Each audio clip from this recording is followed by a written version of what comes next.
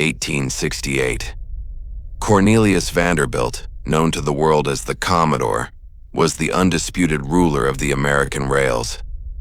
His personal net worth reached a staggering $100 million, a fortune so massive it eclipsed the United States Treasury itself.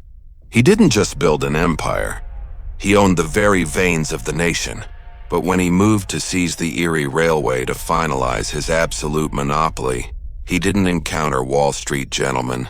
He met a trio of financial outlaws armed not with gold, but with a printing press hidden in a dark basement. Vanderbilt was about to discover that absolute strategy cannot survive absolute madness. Vanderbilt's formula had never failed. Find the target, strike in absolute silence, and assume total control before the rival can even blink. The Erie line was the missing piece of his grand design. To capture it, he unleashed an army of undercover brokers onto the Wall Street floor. Day after day, these agents quietly absorbed every single Erie share available on the market. To the public, it was business as usual. But behind closed doors, the Commodore was tightening a financial noose around the throats of his competitors. He believed his infinite gold would inevitably swallow their pride. He was dead wrong. The men controlling Erie were Daniel Drew, Jay Gould, and Jim Fisk. They were not titans. They were financial pirates. Realizing Vanderbilt's silent trap, they chose a path of pure defiance. In the dead of night, beneath the floorboards of the Erie headquarters, they fired up an illegal printing press. This was the birth of watered stock.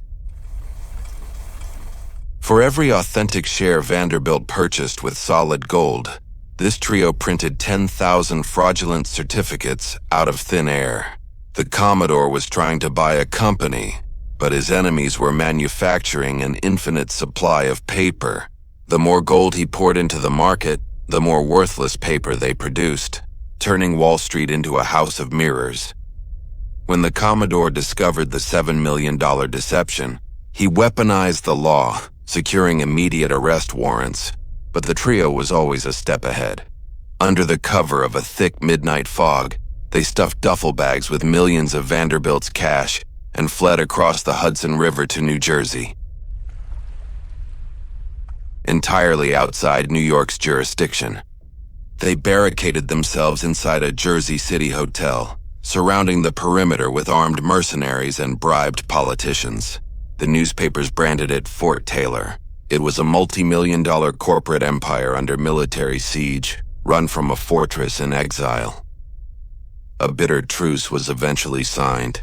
Vanderbilt clawed back most of his millions, but the Erie Railroad slipped through his fingers forever. The unbeatable Commodore had lost. He had mastered the rules of power, but his enemies had mastered the rules of chaos. The lesson for the modern magnate is brutal. Silence makes you invisible, but it does not make you invincible. If your opponent is desperate enough to burn the casino down, your perfect strategy means nothing. Master the silence, but never close your eyes.